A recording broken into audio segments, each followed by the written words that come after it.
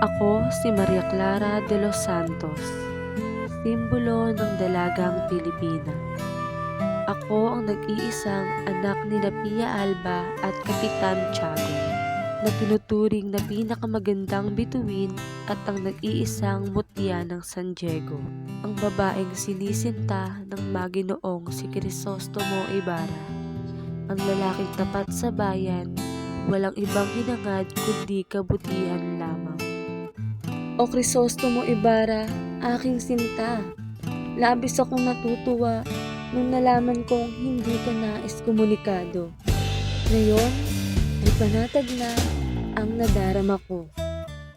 Akala ko'y magkakasama at magiging masaya na muli tayo. Ngunit ano itong narinig ko? Sino itong lalaking ipapakasal daw ako? Ngalan niya'y Alfonso Linares. Isang lalaking tila'y hindi ko naman kilala. Hindi maaari.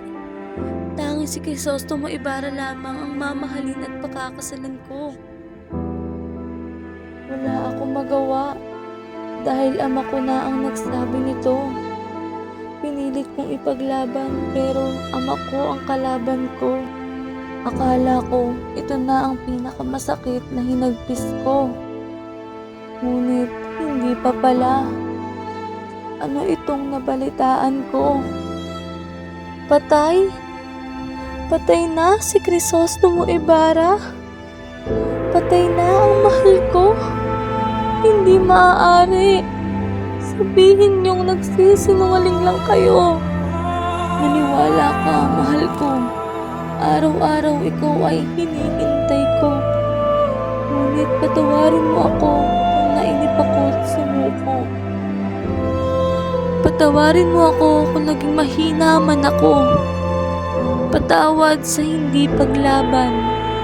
Mahal, palayain mo sana ang iyong sarili sa pag-ibig kong taksil.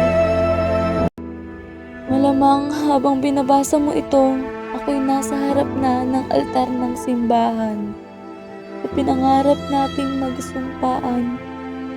Patawarin mo ako, mahal, sapagkat ito na ang ating kapalaran. Tadhana na ang may ayaw. Paalam, mahal ko, hanggang sa muli nating pagkikita.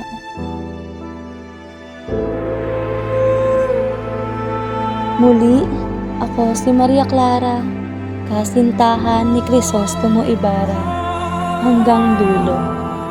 Sa gisag ng ating lupang tinubuan, marilag, matapat, mahinhin, at anak ng Pilipinas.